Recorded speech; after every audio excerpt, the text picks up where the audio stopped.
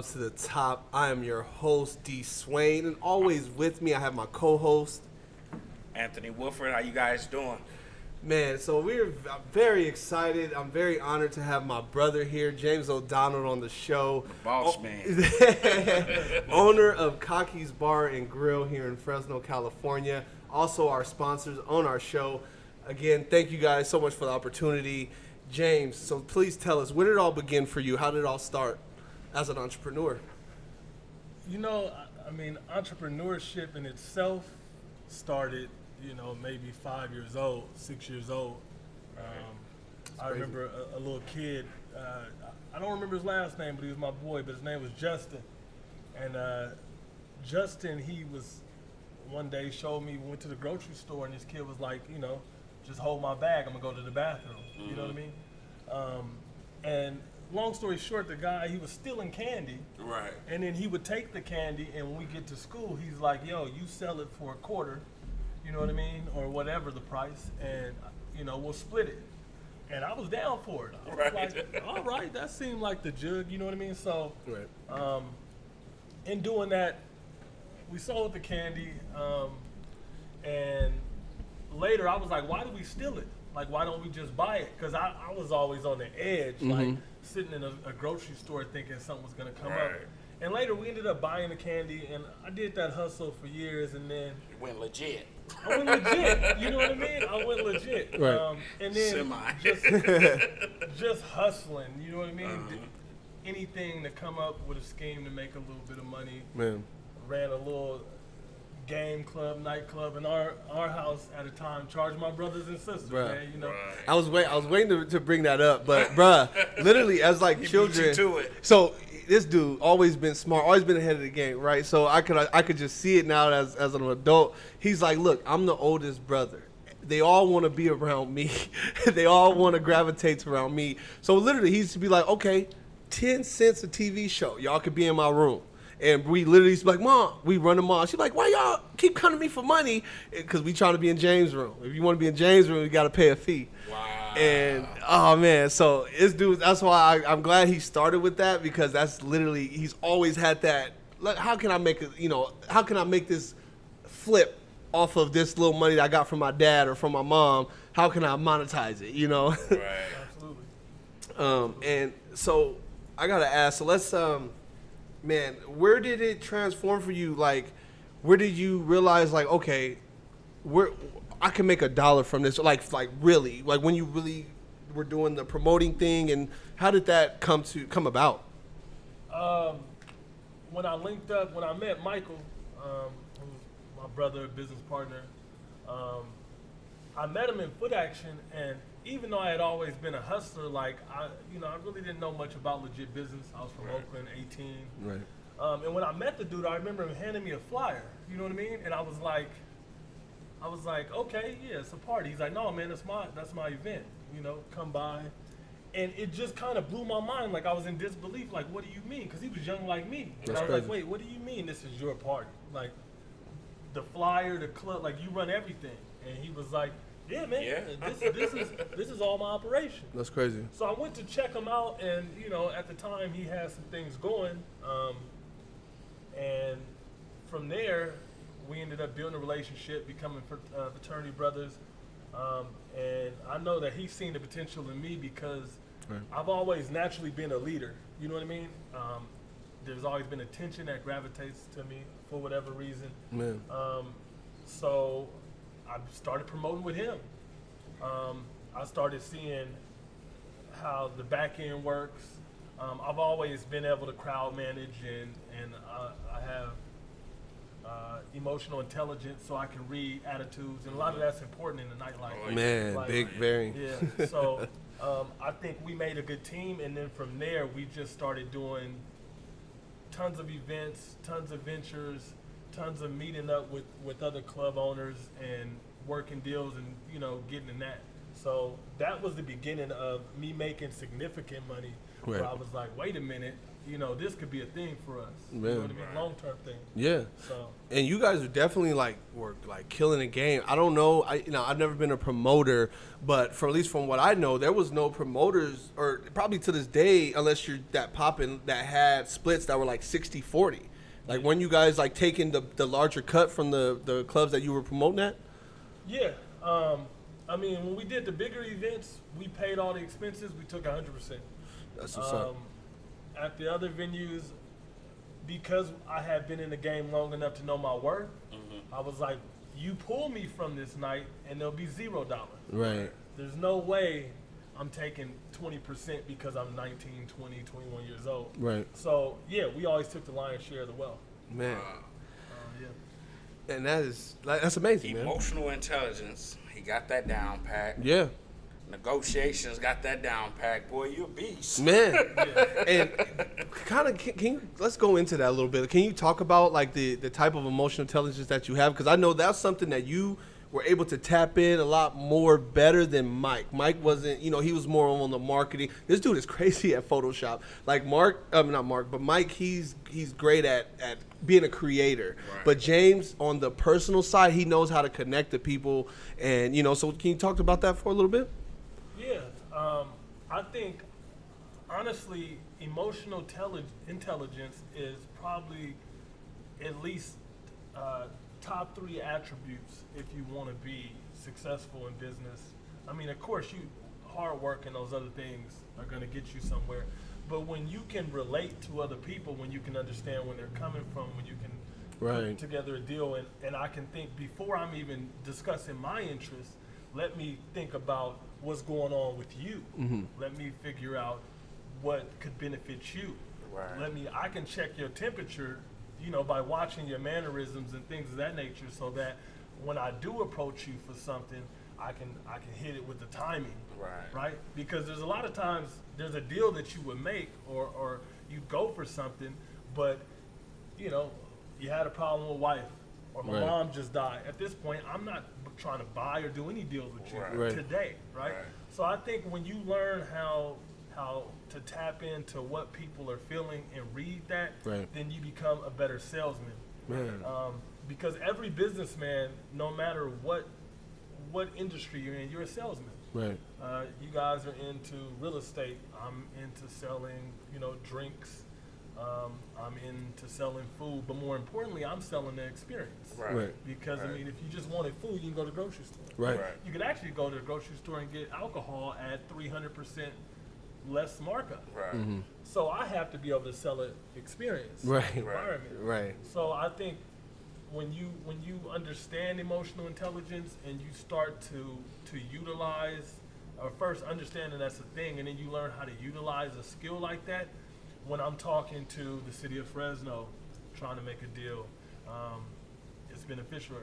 When I go to talk to PD, when I'm talking to, I don't do it anymore, but when I was at the clubs, like I said, these hot-tempered young men that you've seen too, you have to learn how to check the temperature and know how to take an angle so that you can continue to sustain whatever it is you're running. Right. So I don't think it's a God-given skill. I think if you recognize it and you look into it, you'll spend more time trying to figure out how to tap into that skill, because it's extremely important. Something that you got to practice over time. Absolutely. Man. Now, would you say I get it. You definitely gotta practice that over time. I think it's just sometimes being a people person. Sometimes you just gotta be able to have those uncomfortable encounters, just oh man, this dude is a little more rowdy than I would like him to be, but let me just, because you trying to protect the brand, trying to protect the business, you gotta tap into those things, right? Right. Okay.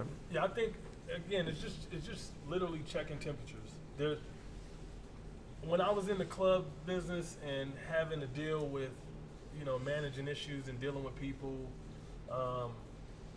I could literally approach 20, 30 people in a night, and I did. At some point, I had to talk to that many people a night for whatever reason, good or bad. But I could read their approach. Right. Some people, I'm like, man, you're tripping, you're drunk, you got to get the hell out. Right. Period. But there's some people you can't talk to like that. Man. Right. And you have to understand the science of that. Right. Some people, the people I did talk to like that, I understood that that'll happen and they'll go. There's other people where I better have my gun because that person's going to have his. Right. And it's not even necessarily about me, but again, you're dealing with, in the nightclub industry, you're dealing with people who are drunk, people who Right. are high. Right. So you just have to learn how to deal with people. Right. People want deals, people want, special exceptions. Right. And if you can balance all that, then you can run that successfully. But I say that to say it's important in any industry. If you can learn to tap into that, I think that is gold. Yeah, that's I dope, think that man. is gold. Yeah. That's dope. So, getting into the restaurant business, when you first, because that was one thing that kind of was amazed for me, was like how you became a promoter and you were successful at that, and you were like, well, let me add a restaurant to my nightclub, and so, they say, this is like the first year or 2 years restaurants fail, or it either makes or breaks the business. How were you guys able to kind of, overcome that? Yeah, there you go. Give her that hump. I think, just ingenuity, creativity. Yeah. I think what a lot of people don't understand is that when you come from less, you actually had an wealthy, advantage. right? Yeah. Because when they say a restaurant went out of business, well, what does that mean? Right. You know what I mean? They locked up their doors. They made that decision. I'm used to tough situations. Right. You know what I mean? I'm used to hardship. Right. So when I was getting the same letters, I've been evicted from this place. You know what I mean? I've been sued at this place. I've had my account overdrawn thousands of dollars at a time. I'm talking for years. But I'm not really long-winded because that's not an unfamiliar feeling to me. Right. My friend shut down his operation. I think he must have paid $600,000, $700,000 for his restaurant. But he told me, hey, I'm shutting this thing down after a couple of years because he was successful for a while. And I was like, you shutting it down? Like, you're a big name around here. And he's like, yeah, man, but we've been breaking even. Wow. And I thought to myself, like, breaking even? I mean, I've been on 3 days of quit. Mike's homeless for a minute. Yeah. I got my car impounded, chilling with my girl. I'm like, you quit just because the business was breaking even? Right. So in that moment, I realized the power of struggle. Right. Because I'm like, oh, I can run longer. Right. I may not have the financial resources Right. or even all the knowledge. This is a fickle business. There's tons of variations. There's tons of variables, I should say, and I have to adjust to that. But I can do that because I'm used to struggle. Right. So when I say, going back to your question, you asked how did we manage to get past that? What we didn't have in resources, we made up in relentlessness. Man. You know what I mean? Just to continue to try. Right. That's awesome. And I can, and it's a blessing that I can attest to this. I'm asking these questions, for my viewers, kind of in an unknown state, but like, bruh, this floor was full of carpet. These booths weren't here at a certain part of time. These brothers did that for themselves. Right. Mike ain't no handyman. Mike ain't no craftsman, but that's the same thing what I'm doing with my podcast and these real estate things. I'm doing whatever I gotta do to make my business work. Right. I've seen these brothers in here sawing up wood, staining this wood, pulling up this carpet, and my brother never asked me to help. He never asked any of his friends to help because this was his dream. This was his desire. And look at it. Like, look, we are in here. We built everything in here. Everything in here. Bro, if I could get up that wall, they built that wall. Yeah. Wow. They made this entire, and the best thing, I love it. I bet the main thing I want to ask is, I bet you can say that you saw this mentally before it became into physical form. Like, can you say that? A vision. Yeah, absolutely. A vision. I had a vision. I for sure had a vision. But Big you vision. you kind of have to puzzle your vision. It's pieces. Right, It's 100%. literally just a puzzle. So, when I was building those booths, it was like I'm building the booths. When I'm scraping glue off the floor, that's the move. When it was time to paint And as you continue to try and learn your business, you learn other things. Man. You know what I mean? You learn what's needed. Right. You actually find out, even when you've worked, tireless hours on something, that it didn't work out, and that's okay. Then we gotta scrub that. Right. And we gotta go back to the drawing board. Right. I think that initially my understanding of business wasn't there, in the sense that I had never seen anybody own something. I never seen the process. So a lot of times I got caught up like, I'm a failure. Right. You know what I mean? I'm about to be evicted, I'm a failure. Oh, I don't have my books right, I'm a failure. Oh, there's not no people coming in here, I'm a failure. Right. But then I realized, oh, this is a journey. This is not, Man. brick and mortar open and you're gonna be rich. Right. This is, I'm gonna get up today, I'm gonna unlock my door, and I'm gonna do the best I can. Right. And that's deep. And then later, as you become successful, then you hear the, man, you sure are lucky. Right. Right. You'll hear the lucky, or but it's not about They don't that. see all the blood, sweat, and tears that was put into this place. Facts. Right. And the sacrifices. Not even the blood, sweat, and tears, but you don't even understand the mental capacity that you have to, like, please, can you kind of talk about how mentally strong you had to be, because, we heard it all the time, Kocky's is this, Kocky's is that, before people have even stepped foot into this business. Wow. So, man, we've already talked about your overcoming. So let's kind of just go into what are the exciting things about Kocky's? What is Kocky's doing now? I know you guys are shut down due to the pandemic, but you guys have Art Hop here. You guys have the bike rallies here. What have been some of the great things that have come Kocky's way? Oh man, you guys won King of the Wing as well. Yeah, we did. Took it to the stadium. That's crazy. I mean, there's tons of exciting things going on. For the first time, we've been open for 9 years now, and I just feel comfortable in my business. It's almost like I'm in the ocean, and it's gonna move the way it moves, but I'm comfortable there. Right. If not daily would be a little extreme, but weekly, monthly, you'll always see something changing. Right. Some walls gotten painted, something's being built. We're a little more efficient. Our consistency has continued to get better. Right. Our systems have continued to get better. And that's coming from a long way. Because as you were mentioning earlier, it's not easy to watch your business get dragged, you know what I mean, online. And Kocky's spelled with a K, so I hashtag it on Twitter, or I check it out on Facebook, and you can get everything that's said about it. Right. And most of it was, I hate that place, or they need new this, or it's ratchet, or they suck, or I'm surprised they still open. Wow. It's exhausting, like, when you watch that. Right. But the truth is, like, you should embrace it. Right. Yeah. Because that's all I did. I can't even say it was motivating. I don't see that. It was discouraging. Right. But I embraced it because I realized that just like them, just like other obstacles that happen, is that I need you to be great. Right. Like Jordan ain't nothing without Magic, without Bird, like without these opponents, you've got nothing. That's a good point. Right. That's good. In order for my story to be valuable, I need you to disrespect me. I need you to doubt me. I need you to try to break me, so that when I sit here on this mic, when I sit here on podcasts, or when I plan to write a book, when I write this book, you made me great. Right.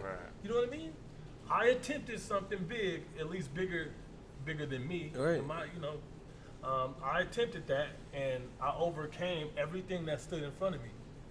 And I think if everybody embraces those obstacles that way, you'll have an appreciation for greater opponents. Right. No, man, and that's deep, because that's one thing I'm learning with this, with this mindset thing. It's just about feeling good what you want to do, even if the outcome is bad. I've been dealing with a client, and every time she comes to me with something, even if it rubs me the wrong way, I'm thankful to have her business. Right. I'm thankful to have my first client as a real estate agent. I followed my passion. I followed what I wanted to do. And I'm thankful to have my first person available to be, put in the market, put in the offers. And, it's all about starting from somewhere. So where do you think, man, because, there's so many people that are just okay and comfortable with having that W-2 job. And I'm not saying that's a bad thing, but basically, like, where do you think the mindset has to start for someone to want to go down that entrepreneur or that just that working for yourself mentality? Like, where do you think you should start? Like, if you're just like, okay, all my life I've always been taught on how to be an employee, work this job. How do you kind of unlearn that, and just like, okay, I'm about to jump off this cliff and create an airplane going down?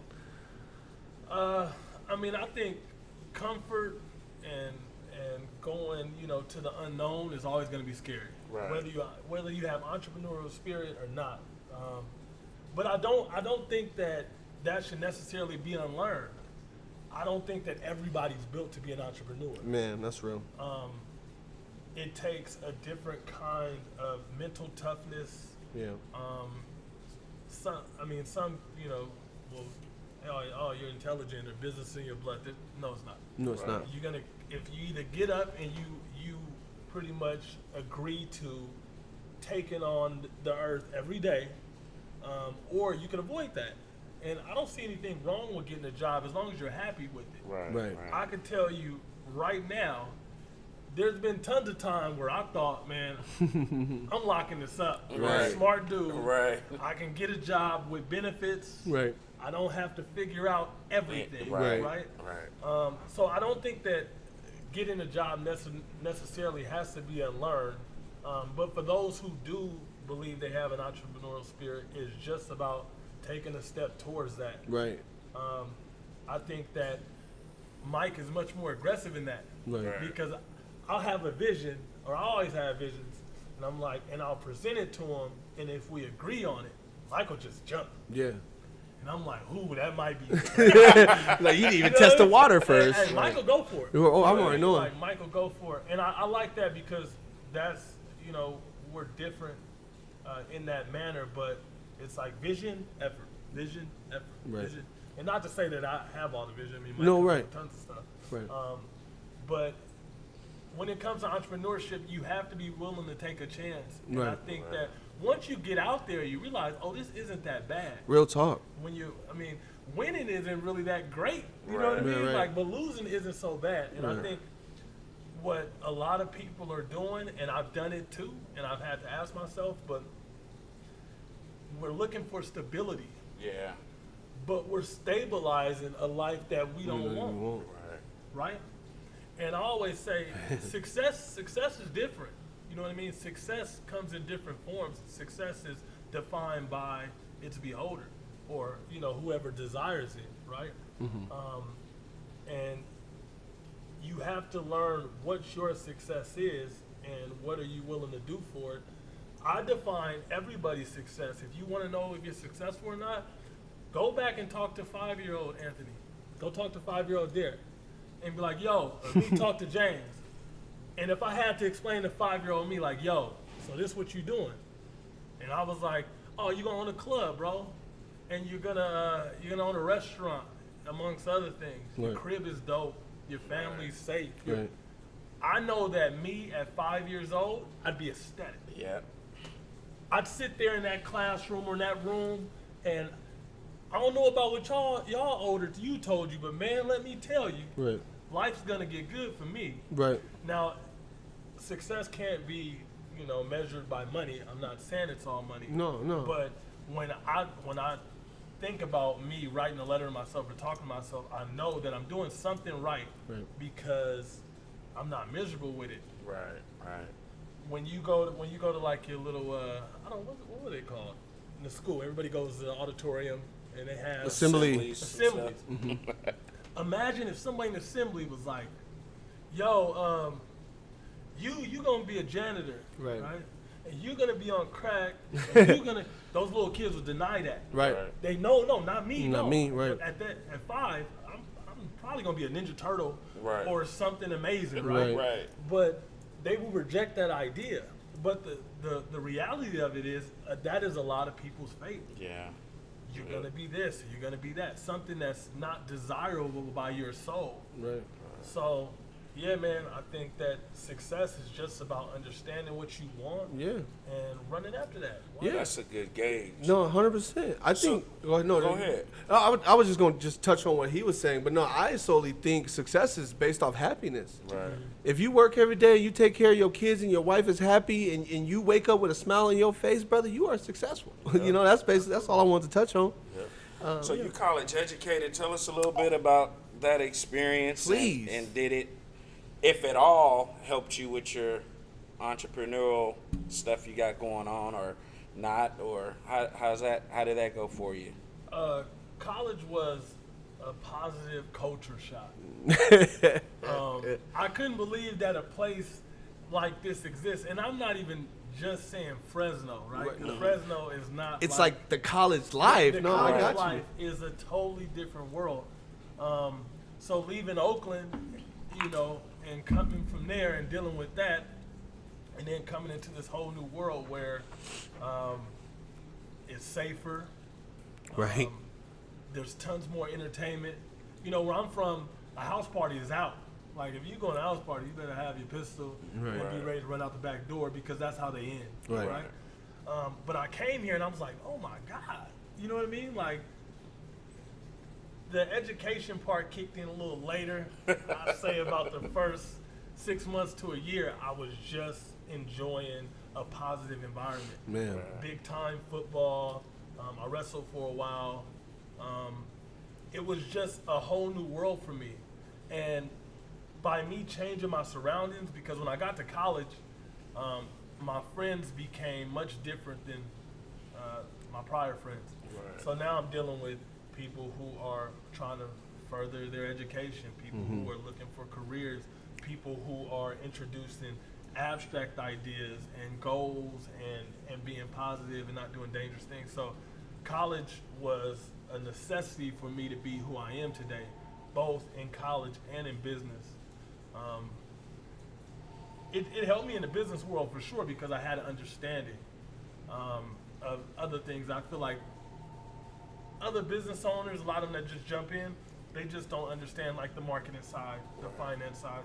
And I had dibbled and dabbled in every subject. You know what I mean? So when I took my business plan to the city, they're like, this is a franchise, where's it from? And I'm like, no, I just wrote this in my apartment. Right. But I just let them think what they wanted to think. Right. So I think like that gave me the edge. College gave me an edge on both. Changed my character, gave me a great experience, gave me a name for myself. And what was your major? Starting in college? Well, I don't even remember what my major was. Wasn't it psychology or nursing or something? And what did you end up with? Business marketing. Is what Wow. I finished with a business degree. And didn't somebody tell you? Didn't somebody recommend you do something else? Yeah, I told my wrestling coach. He was like, so what did you sign up for this after like I had switched? And I was like, yo, I'm going to Craig School of Business. His assumption was that I probably weren't going to be able to get through those strenuous classes, right? It's crazy. And at the time, legitimately, I couldn't. Right. I didn't realize, how incompetent I was until I got to college. And I'm sitting in these classes, and they're teaching with the understanding that, okay, at least this. Right. So we're starting here. Right. And I couldn't even spell business. Swear to God, I could not spell business when I signed up for business school. Wow. That's crazy. So I struggled through college. But as I was there, I just kept pushing myself. Yeah. And once I got a hunger for being knowledgeable, once I got around a bunch of smart people, I want to be smart too. Right. So the struggle kicked in for you once again. Absolutely. That's great. Absolutely. That's wonderful. Right. And that's one thing that's beautiful, man. I think that's one thing you've always educated me on is like, bro, like you come from nowhere. So it's like, and that's one thing I'm learning now is like, you don't know until you try. Right. You don't know something until you actually just give it that effort. Like, I love how you always put it. It's just about believing in yourself. That's all it is. I think that to me is like number one step. If you, regardless, it's not even just about being an entrepreneur. If you want that next step, you know, getting a promotion at your job, or just, you know, feeling that next step in your life, is just trusting in what you want to do. Man, so James, man, thank you so much for being here, man. I really appreciate the, you know, the time that you spent. And, you know, a lot of people, this is the brother that took me in when I was 17 years old, fresh out of fresh out of Camp Sweeney, probation camp out of Alameda County. And, bruh, this dude was he was like, 22? Something like that? Yeah, 22. Because y'all was 17, you're 5 years older than me. Okay. So, yeah, dude took me in, 22. Helped me graduate high school, got me to where I am today. And, you know, and I can't thank you enough, because you always told me, even though I didn't know what it was right then and there, you always told me to find what you love. You know, back when I was younger, you know, my thing when he was telling me this, I was smoking weed. It was like, well, it's illegal. I can't do nothing with that. But, you know, I thank you for everything that you've done for me. You got me here. Shit, I wouldn't have met my wife. I met my wife here in Fresno at Kocky's. Wow. At Kocky's. And so, like, man, this is my mentor, my brother, my kid's goddad. Again, this is from the bottoms to the top. Y'all have a great one.